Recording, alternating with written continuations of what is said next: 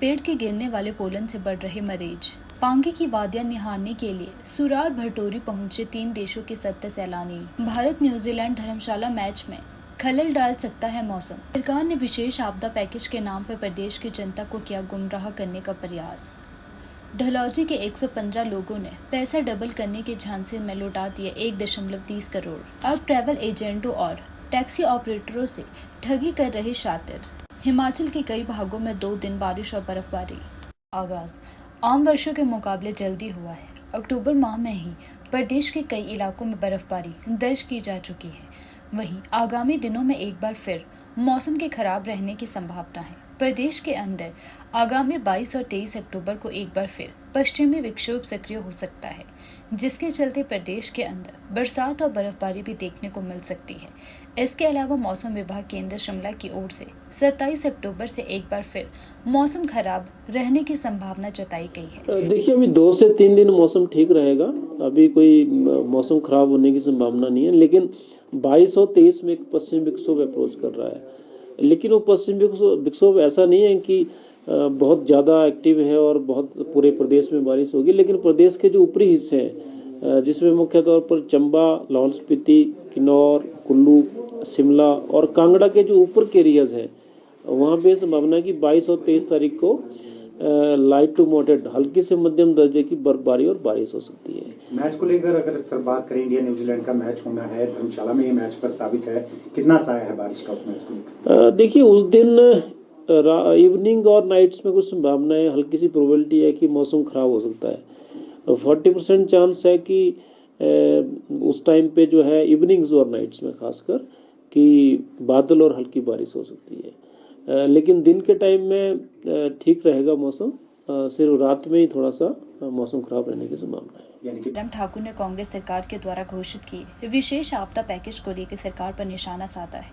जयराम ठाकुर ने आरोप लगाया है कि कांग्रेस सरकार ने केंद्र के द्वारा दी गई सहायता और स्वीकृत योजनाओं के पैसों को राहत पैकेज में समाहित कर लोगों को झांसा देने का प्रयास किया। विपक्ष इसकी सच्चाई को जनता के बीच ले जाकर सरकार के झूठ को बेनकाब करेगी। अब मैं आगे बढ़कर के बात करना चाह रहा हूँ, जो विशेष तौर से हिमाचल प्रदेश में मुख्यमंत्री ने घोषणा की कि मैं एक बहुत बड़ा पैकेज देने वाला हूं।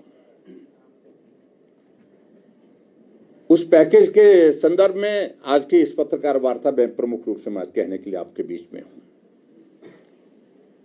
हमें भी बहुत बड़ी उम्मीद थी कि हम सोच रहे थे कि अगर ये पैकेज आएगा तो उसमें बहुत सारी चीजें ऐसी होंगी जो प्रदेश सरकार की ओर से होंगी। लेकिन पैकेज की घोषणा की कि हिमाचल प्रदेश में राहत कार्य के लिए, राहत देने के लिए जिन लोगों के घर चले गए हैं, जिनकी जमीन चले गई है, जिनके खेत खलियान चले गए हैं, गौशाला चली गई है, पशु चले गए हैं, उनको राहत पैकेज की घोषणा की गई है। और कहा गया कि 4,500 करोड़ रुपए के पैकेज की हम घोषणा करते हैं, 4,500 करोड़ रुपीस की। और उसमें उन कुछ चीजों का जिक्र किया है, राशि बढ़ाई है। अच्छा, जब उसमें हमने सारी जानकारी हासिल करने की कोशिश की, हमने कहा हमें बताइए तो सही कि अगर आपने ये सारा पैकेज दिया है, उस पैकेज के अंतर्गत है क्या क्या, उसमें क्या शामिल किया गया।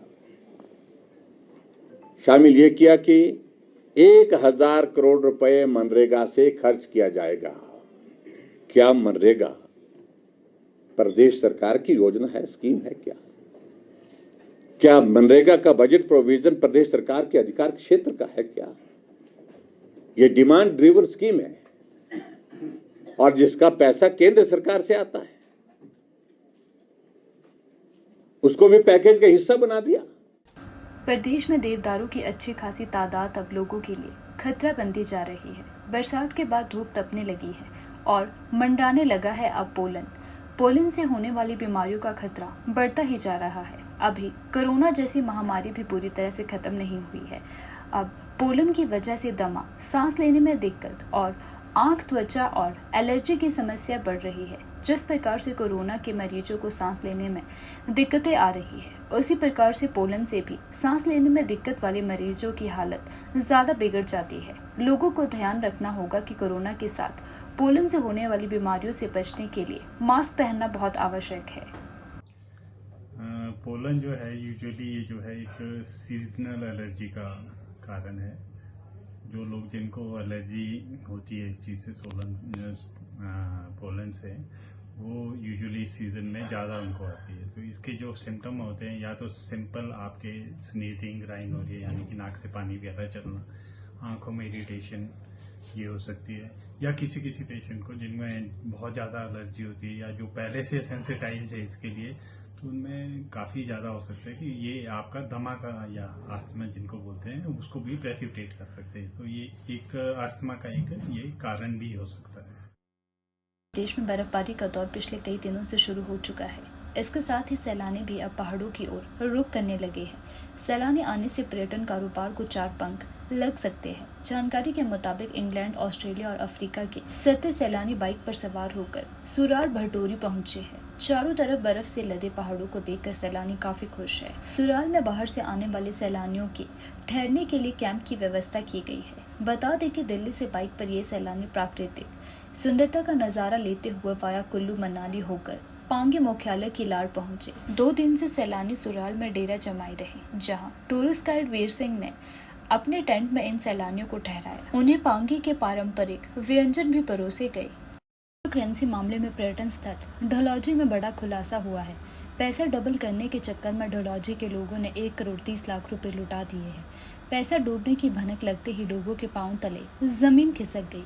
प्रभावितों ने पुलिस अधीक्षक से मिलकर शिकायत दर्ज करवाई है। शिकायत मिलने पर एसपी चंबा ने पुलिस महानिदेशालय की एसआई टीम को शिकायत भेज दी है। मिली जानकारी अनुसार क्रिप्टो करेंसी के नाम पर पर्यटन स्थल डलहौजी के 115 लोगों ने 1 करोड़ 30 लाख रुपए लुटाए हैं। पुलिस विभाग के सूत्रों के मुताबिक क्रिप्टो करेंसी मामले की तफ्तीश के लिए पुलिस महानिदेशक ने डीआईजी की अगुवाई से एसआईटी टीम का गठन किया। इतना ही नहीं, प्रदेश भर के पुलिस कप्तानों को निर्देश जारी किए गए हैं कि क्रिप्टो करेंसी की शिकायतों को जांच के लिए उनके पास भेजा जाए। पुलिस अधीक्षक चंबा अभिषेक यादव ने पुष्टि की है। उन्होंने बताया कि पर्यटन स्थल डलहौजी के 115 लोगों ने शिकायत सौंपी है। शिकायत को एसआई टीम को भेज दिया गया है। प्राकृतिक आपदा की मार झेल चुके हिमाचल के ट्रैवल एजेंट और टैक्सी ऑपरेटर अब शातिरों के निशाने पर है। चंडीगढ़ दिल्ली एयरपोर्ट समेत कालका अंबाला रेलवे स्टेशन से बुकिंग का झांसा देकर ठगी की जा रही है। ट्रैवल एजेंटों और टैक्सी ऑपरेटरों को पैकेज बुकिंग का झांसा देकर शातिर उन्हें एयरपोर्ट या रेलवे स्टेशन बुला रहे हैं।